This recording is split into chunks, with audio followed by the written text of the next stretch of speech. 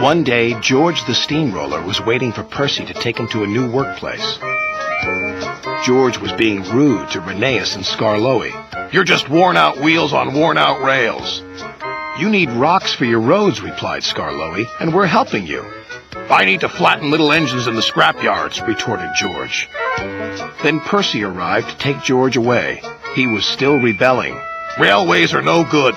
Turn them into roads." The little engines were pleased to see him go. George grumbled all the way to the old branch line. He was going to turn it into a road.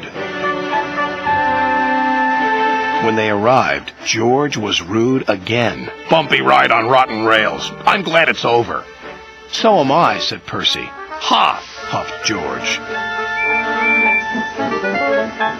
Percy was still fuming when he met Thomas. "What's up, Percy?" "It's George. He makes me feel down." "Just ignore him," puffed Thomas. George was now enjoying himself. "Ripping up rails," he chortled. "What a life!"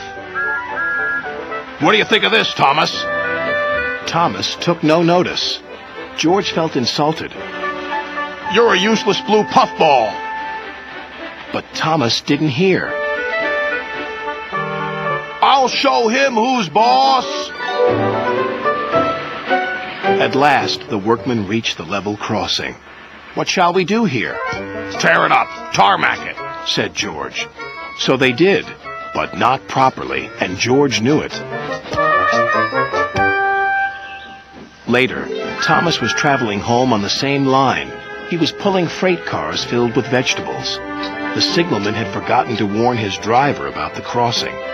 "That's nice. We don't need to stop," said Thomas happily. "Yes, we do," called his driver. But it was too late.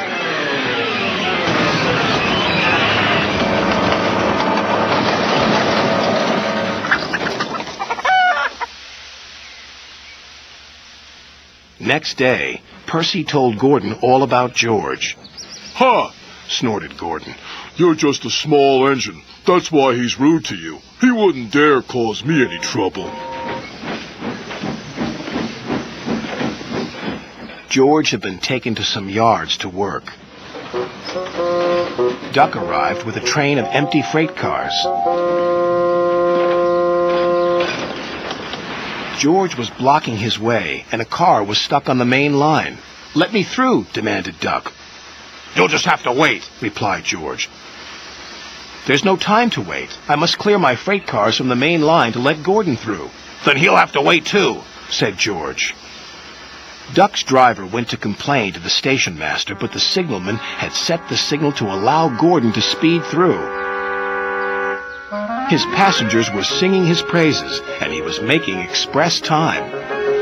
"I'm the greatest! Just watch me fly by!" He whistled long and loud as he approached the station. Suddenly, he saw a freight car on the line ahead. "Get out of my way!" But the freight car wouldn't move until Gordon forced it.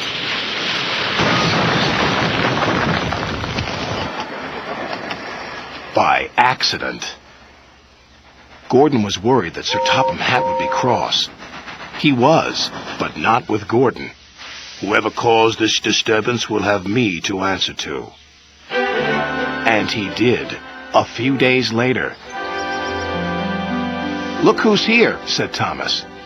George had been found out by Sir Topham Hatt and punished. He looked miserable.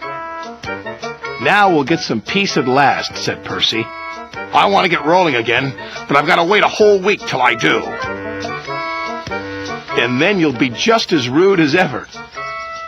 "Eh, George?" "I hope not. Don't you?"